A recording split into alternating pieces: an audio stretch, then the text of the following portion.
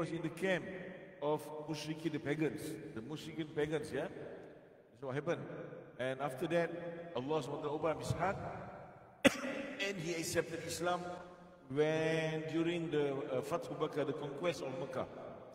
Alright, so the non-Muslim, or we call it the Orientalists, we have in Europe the faculty, the study of Orientalism. That means the Orientalists mean in Arabic we call it Al-Mustashriqun. That means people who learn Arabic, they learn Quran, they learn about Islam deeply in depth, just for the sake to criticize Islam, to weaken the iman of the Muslim, the whole world, to slower the process, people converting, coming back to Islam. This is their role actually. But Alhamdulillah, a lot of Orientalists embrace Islam, accepted Islam, when Allah SWT gave for His hidayah in the heart. Alhamdulillah. Okay? So let me explain about the War of Badr. When actually the War of Badr happened, it was called an unplanned. War of Badr was unplanned. It wasn't planned actually. It was unplanned. Yeah?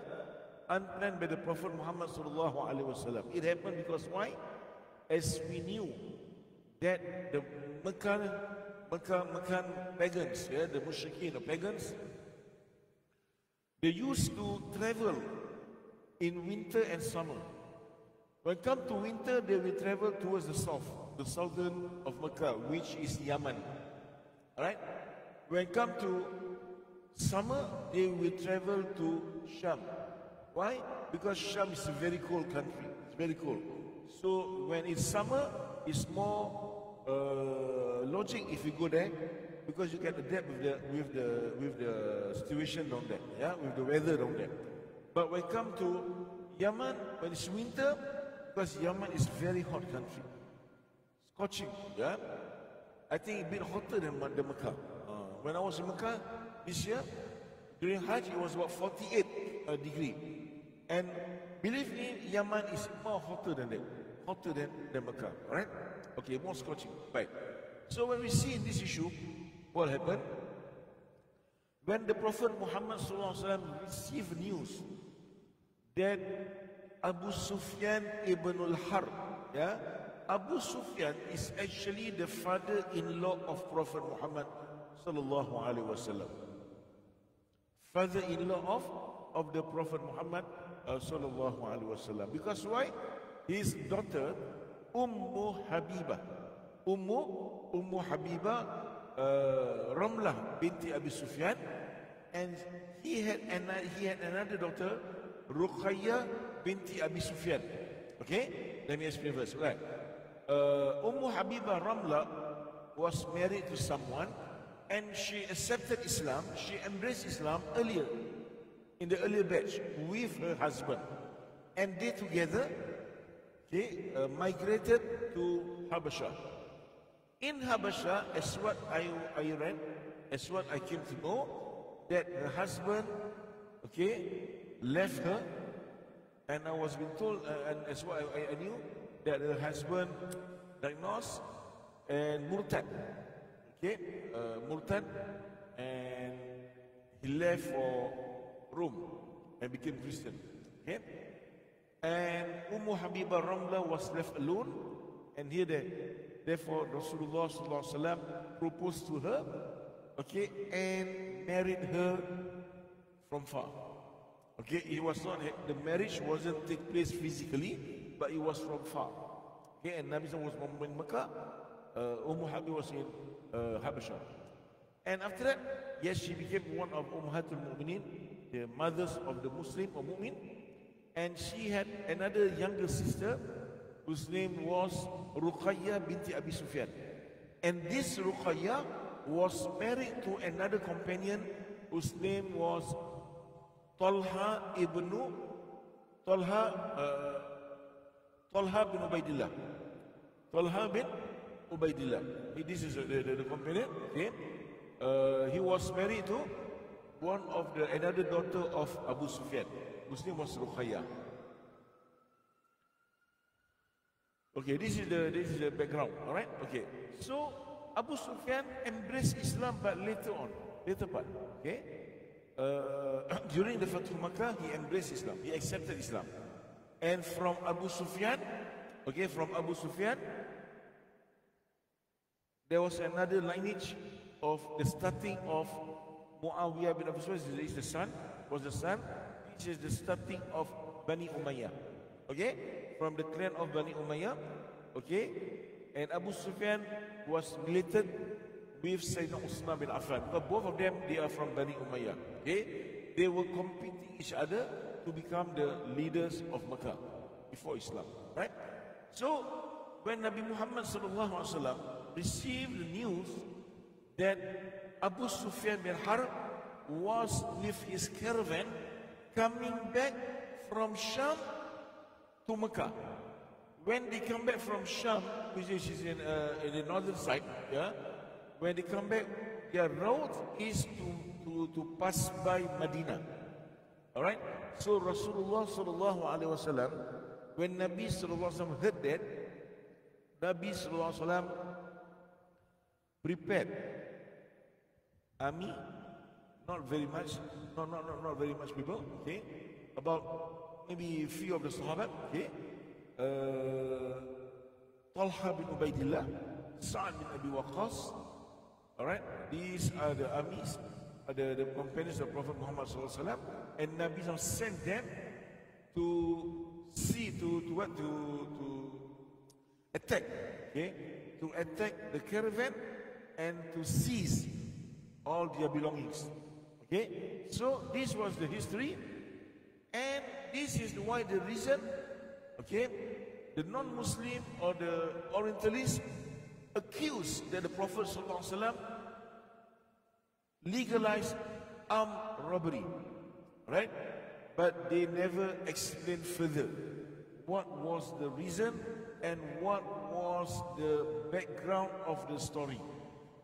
The issue was actually, it related back from the beginning, when the Prophet Muhammad SAW and the Muslimin, they migrated from Mecca to Medina because the Meccan people, the Meccan leaders, planned to assassinate Nabi Muhammad SAW. Okay, so Allah SWT said, Ya Rasulullah, you have now, the time has come that you have to migrate from Mecca to Medina. Alright? And so the Muslimin, that's why we can see some people from Habasha, the Muslimin, they also came back and left for Medina. And the Mecca people, okay, they left for Medina. Okay, Mecca people, the Muslimin in Mecca, they were mostly, they are very weak, but we have also some companions whom are not poor. They were not poor. They weren't belong to the poor and destitute. They were filthy rich. Such as Sayyidina Abu Bakr Siddiq radiallahu anhu was very rich. Sayyidina Umar al-Khattab radiallahu was rich. His own brother Zayd al-Khattab was rich. We have companions such as Sayyidina Abdul Rahman bin Auf, filthy rich, a multi-billionaire. We have also Talha bin Ubaidillah, who was also filthy rich as Uthman bin Affan, at the same level. Okay? So after that, when these companions, when they wanted to migrate from Mecca to Medina, the Mecca leaders, the Mecca government, say that you are fine for you to migrate from Mecca to Medina, you can follow your prophet, no issue, but we have to seize all your properties, all your belongings. You are not allowed from Mecca to travel to Medina and bring along all your belongings. Cannot. We won't allow that. Because if we do that, okay, this will affect the economics of Medina, of Mecca. So they won't allow that. So all the companions, they left for Medina, okay, without bringing any belonging of them. So from there, Rasulullah sallallahu alaihi wasallam witnessed how the Sahaba, how the companions suffered when they were in Medina. because they left nothing, they brought nothing. Okay, no pen, no penny, not a single penny, not a single dinar. They have to strive and start all over again from scratch. All right. Then after that, that's why the Prophet Muhammad SAW planned for them to seize all their caravans belonging, because what happened? They took all the Sahabat goods, all the Sahabat belongings, they brought it to Sham, Syria, and they go for trading. They trade all the belongings that belong to Sahabat. Okay, so actually Nabi SAW planned to seize back what was actually belonged to the Muslimin, to the companions. This was not been explained, okay, by the Orientalists. They hide a lot of things, and they would like to show the weakness of the Prophet Muhammad SAW, which is not right. Okay, so this was the issue. Why Badr took place? What happened in the perang in the Ghazwa Badr? That's what happened. Okay, so when the Prophet SAW wanted to attack, okay, to seize all their belongings, Abu Sufyan, he was a very smart guy, very knowledgeable and very smart. We cannot deny that. Abu Sufyan was very smart. Yeah, so what happened? Abu Sufyan radiallahu anhu, at that time he was not a Muslim yet. Okay? He sent his people to go to Mecca and seek for help. Go and get the Mecca people and send armies to protect us. We are in danger right now. Okay? Then when the Mecca people received the news, Abu Jahl, without any hesitate, he prepared about 1,000 armies, cavalries and casualties, right? Okay, cavalries and casualties, yeah, and they prepared, and they were marching towards Badr, because that was the place it's supposed to happen the war. And then Abu Sufyan, as I mentioned, was very smart. When he looked at the shit of the camel, when he looked at that, he already knew these camels are the camels that consume the dates from Medina. What does that mean? It means that we are in danger. The companions of Muhammad are following us, and they will get to attack us.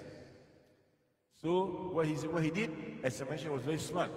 Then he diverted his road to another road, which is more far, okay, which is quite a distance, but they were approaching towards a place named Yanbu. Yanbu. Yanbu is the coastal side. It's a coastal side. So it was very far. And the companions such as Talha bin Ubaidillah, Sa'ad bin Abi Waqqas at that time, even though they're very smart, but they couldn't detect. They couldn't detect where have this caravan been. We cannot detect them. Actually, they went other roads, which is in more distance, very far, towards the coastal side. We call Yanbu. If you Google now, Yanbu is a place for the Mecca people, for the Saudis to come and having the holiday, because it's near the coastal. Yeah. So after that, they were safe from the threat. They were safe, and Abu Sufyan once again sent his delegation to Mecca to meet Abu Jahl, telling him that we don't need another army, we don't need to proceed, we don't have to fight anymore, because we, the caravan, are safe right now. But unfortunately, Abu Jahl was very, very unhappy, and he was very determined to finish the Muslim off. And he was very confident, because we have a very big army, we are very strong, we are capable of doing anything, we are capable to handle Muhammad and his companions. Once for all, let us kill them.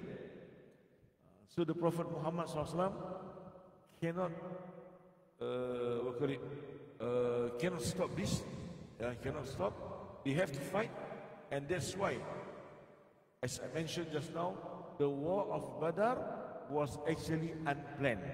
It was just an expedition, okay, to seize their belongings. That's all. But it was unplanned. Yeah. That's why when Talha bin Ubaidillah, a companion of Prophet Muhammad SAW, when he came to know that he cannot detect where are the caravans. How come they vanish? We couldn't see them. And Talha bin Ubaidillah from there came back to Medina. When the time he came back, actually the war already started. That's why a lot of companions did not join the war of Badr, because mostly they didn't receive the news that the war was actually happening, was taking place. That's what happened. And that's why Talha bin Ubaidillah, he did not join the war of Badr, but the Prophet Muhammad sallallahu alaihi wasallam did mention him and include him in the names of Mujahideen. Mujahideen among the companions that fought in the war of Badr. Okay? There are two companions who never joined, but they were part of Badr. And they will be given the booties, right? Who are they? They are number one, Sayyidina Talha bin Ubaidillah, as I mentioned just now. And second one is Sayyidina Uthman bin Affan radhiyallahu anhu. Sayyidina Uthman bin Affan did not join the war of Badr because he wanted to strive, he wanted to join, okay? He was very anxious to join, yeah? But unfortunately at that time, his wife, which was Ruqayya, the daughter of Prophet Muhammad SAW, was sick, okay, was bedridden, very sick, and the Prophet SAW asked him to take care of his wife. That's why when he took care of his wife, and the Prophet SAW, after the victory of Badr, Nabi SAW was extremely happy, and Nabi SAW came back to Mecca, to Medina, very happy because they won the Badr. But at the same time, Nabi SAW received a very sad news, which was the demise, yeah, of the Prophet SAW daughter, which was Sayyidatuna Ruqayya binti Muhammad sallallahu alaihi wasallam. Okay, this is the challenges that the Prophet SAW faced during his lifetime. Yeah. Okay. So now we discuss a bit about what's Badr. Okay. Badr, we have got 14 martyrs among the Muslims. 14. The martyrs, Shuhada Badr. The martyrs of Badr. Okay, in Makkah, in Muhafazah Badr. Yeah. And we have 70. Not say martyrs, 70 armies were killed in Badr from the Mushrikin side.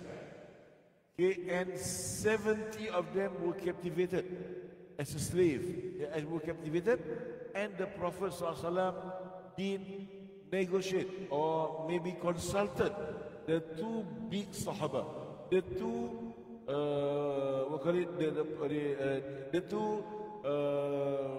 the very wise Sahaba companion, which was Sayyidina Abu Bakr Siddiq and Sayyidina Umar Khattab radhiyallahu anhu. Yeah, these two are very prominent Sahaba. Okay, and Sayyidina Abu Bakr Siddiq radhiyallahu anhu mentioned that from his side of views, his views was that we don't kill all the captivated of Badr, but mostly they are literate people.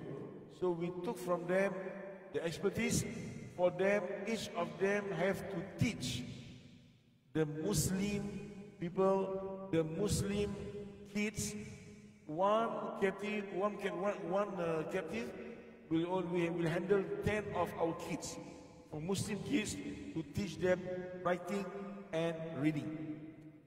This is the idea of Khalifa Abu Bakr Siddiq radhiyallahu anhu, because he was very lenient. When it comes to Umar Khattab radhiyallahu anhu, Umar Khattab totally disagreed. Umar Khattab mentioned, we have to kill all of them. These 70 people, these 70 jerks, we have to kill them to give a clear signal to the non-Muslim, the pagans of Mecca, that we Muslims, we are already become very strong. We are stronger now, and we become more stronger in the future. We are not like before, where we were very weak in Mecca. that you can continue to oppress us. No, now we are very, very strong. Don't ever think to oppress the Muslim. Don't ever think to create trouble with the Muslim. We're going to fight you there and there. This was the idea of Sayyidina Umar al-Khattab radhiyallahu anhu. But the Prophet ﷺ did ijtihad, and Nabi ﷺ more fancied, or you call it more agreeable with the view of Khalifah Abu Bakr as-Siddiq radhiyallahu anhu, which we don't have to kill them, we just take their expertise, and teach all the Muslim kids. One captive should be teaching at least 10 kids. So in the future, we have more literate people, we have more educated people, we have more capable people in our society.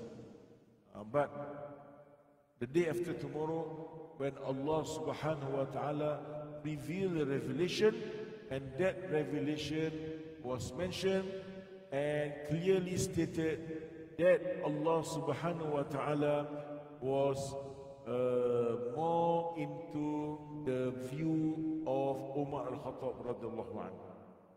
Okay, that means it's supposed to be what? We have to kill them. Okay, to give a signal, clear signal to the non-Muslim, the pagans Mecca, that don't ever try to create any more trouble in the future. Don't stop the da'wah. Okay, this is what happened. Alright, then on the day of the war, we had only 313 Muslim armies. We have mostly casualties, they were not the cavalries, few of them only. We have only 313, while we were facing more than about at least 1,000 army soldiers from the pagan side.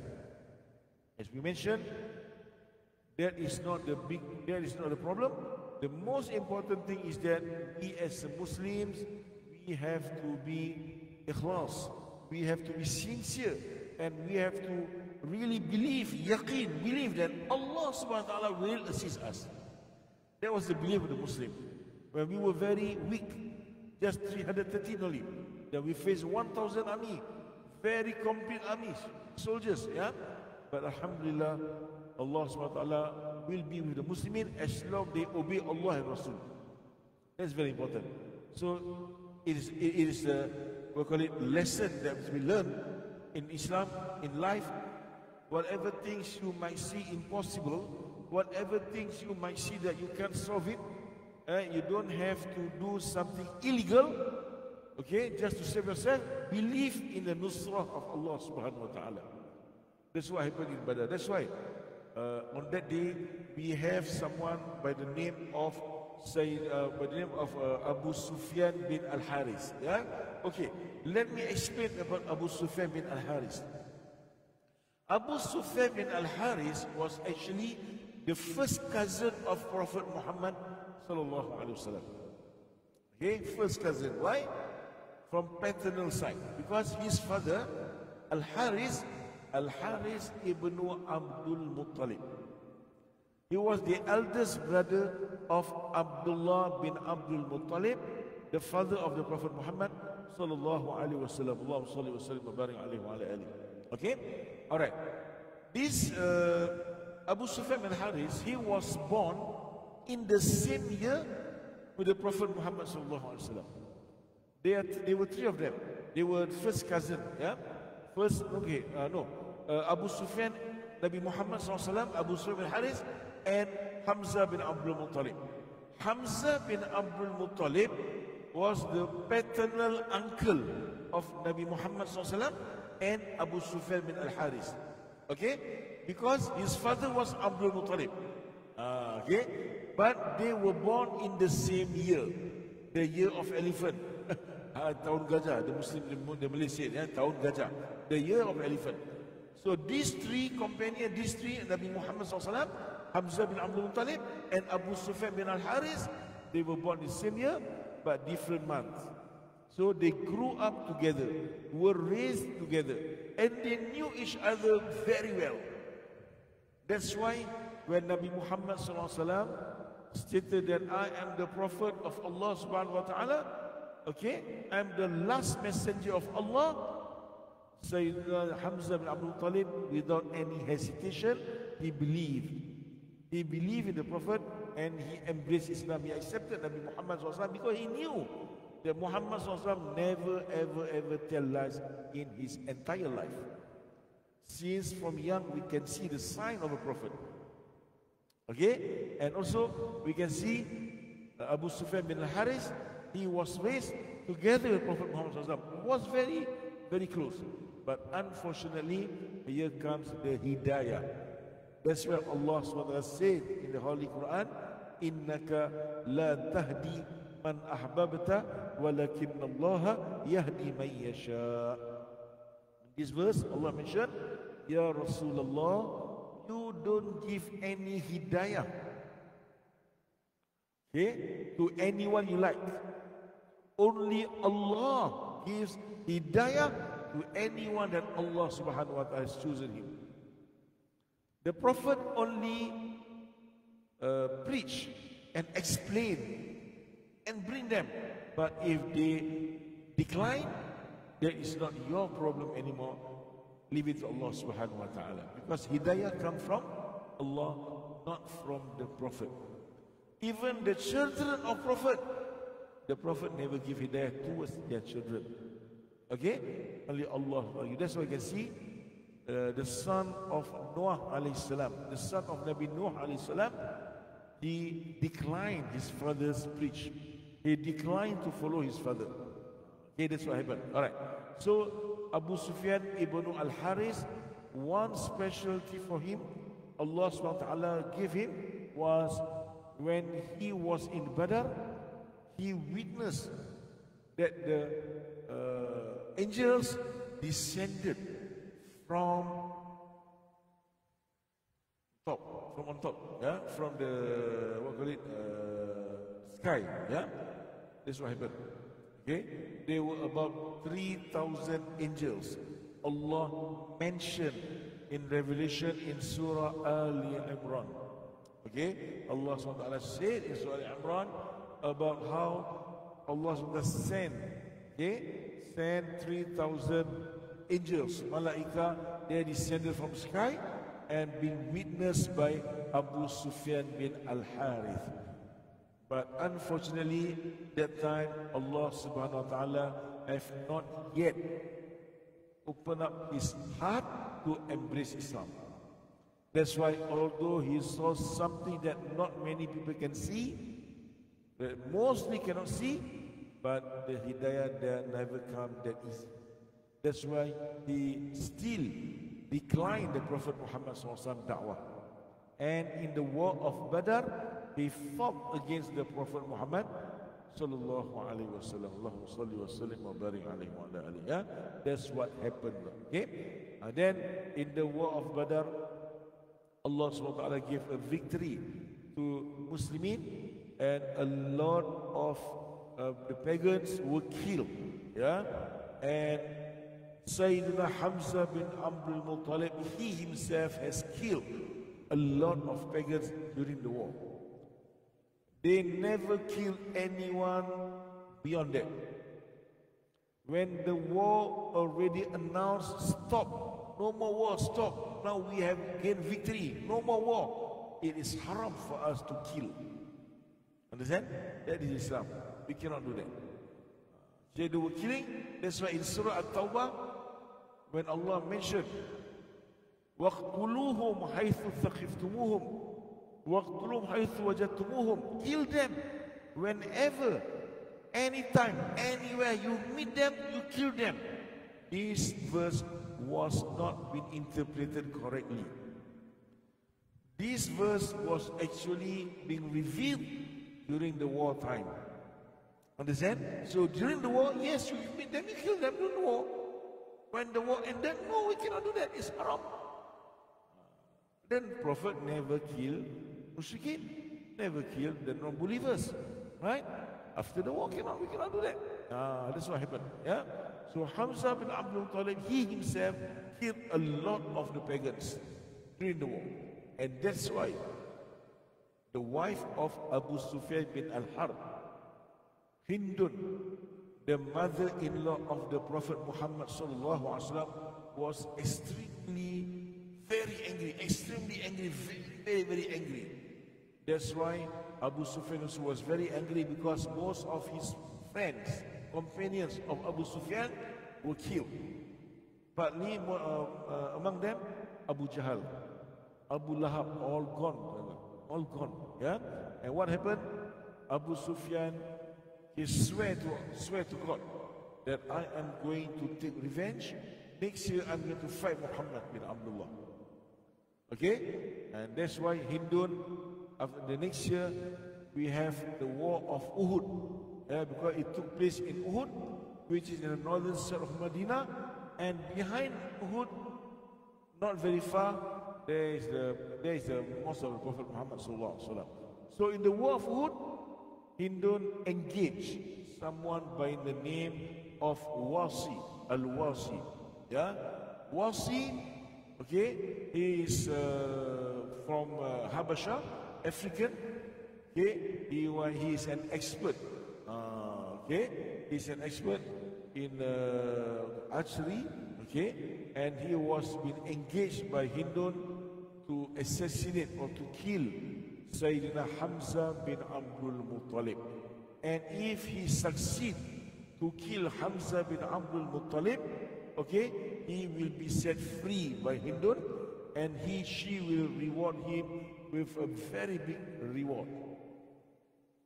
That's what happened. Yeah? Alright? Okay. So that's what we call it, a bit of a war of Uhud, and that's what we have mentioned about the war of Badr. Okay? So those who join Ghazwa al-Badr, those who join Badr will already given forgiveness from Allah subhanahu wa ta'ala. Allah had already forgive them. If in the future they commit any wrongs, they commit any sin, Allah has already forgive them. I give you one example. There was a companion by the name of Hatib bin Abi Balta'a. Hatib bin Abi Balta'a, maybe you all have heard this. Hatib bin Abi Balta'a, during on the 8th of Hijriah, when the Prophet Muhammad SAW planned to conquer Mecca, okay, he knew about the plan. Then he wrote a letter and sent it immediately to Mecca. Yeah, but Allah SWT has sent the angel of Jibril alayhi salam, Malaikat Jibril alayhi salam. Jibril alayhi salam informed Nabi Muhammad SAW that there's someone who tried to leak your plan. Go and get someone to snatch back the letter that was been sent, and it succeeded. And when the Prophet Muhammad sallallahu alaihi wasallam read the letter, Umar Khattab was extremely unhappy and very, very angry. And Umar Khattab said, "Ya Rasulullah, please give me permission. I'm going to slash this guy. I'm going to kill him." Nabi Muhammad said, "No. Become first, Ya Umar. Let me hear from his explanation." Then Rasulullah asked him, "Why did you send this letter to Mecca? Why? What is the reason?" Ya Rasulullah, he answered, "Ya Rasulullah, I didn't mean to betray you, but I was just sending this letter to Mecca to inform and alert my wife and my kids for them to protect themselves and go to a safer place. That's all, Ya Rasulullah. I didn't mean to betray you, Ya Rasulullah. Please." And Nabi SAW understood, and Nabi SAW spared him. Okay, never mind, it's okay. Ya Umar, don't do any harm to him, don't do anything to him. He was the army of Badr, he joined Badr, and remember that Allah subhanahu wa ta'ala has already forgive all the armies, the soldiers in Badr. So he's one of them. The same happened in the days of Caliphate Umar Khattab radiallahu anhu. There was a companion, because the companion, they are still human beings. They might commit sins, right? They are human beings, they are not prophet. Okay, they are not impeccable. Yeah? Okay, they are not infallible. They are human beings, normal human beings. So what happened? There's one incident when this companion was caught. This guy was caught drinking, consuming alcohol. In Islam, when you consume alcohol, you will be slashed 80 times. 80 slashes. Okay? This is Islam. The hudud. Haddu sharib al-khamr. Haddu al-khamr. Yeah? Okay. But Umar Khattab, when he came to Umar, Umar checked the list. He was among the soldiers of the army of Badr. He joined Badr. So Umar Khattab said, release him. He joined the Badr and he is free and Allah has already forgive him. Leave him alone. Then what happened? This is the reward. This is the honor for the Sahabat, the companion who joined Badr. This is a big honor. Okay? Alhamdulillah, inshallah. This is a bit of explanation about Badr. Alhamdulillah, so now it's already 8:25. Coming to for Isha, okay? So I think we stop here. Next week we are going to continue with other topics, yeah? May Allah subhanahu wa ta'ala ease all our affair. Yeah, may Allah subhanahu wa ta'ala make it easy for us. Alhamdulillah, yeah, it's coming to Isha already. So we stop here, inshallah, yeah? Subhanakallahumma wa bihamdika ashhadu an la ilaha illa anta nastaghfiruka wa natubu ilayk. بسم الله الرحمن الرحيم والعصر إن الإنسان لفي خسر إلا الذين آمنوا وعملوا الصالحات وتواصوا بالحق وتواصوا بالصبر. بسم الله الرحمن الرحيم. ربنا انفعنا بما علمتنا. ربي علمنا الذي ينفعنا. ربي فقنا وفق أهلنا وقرابات لنا في ديننا.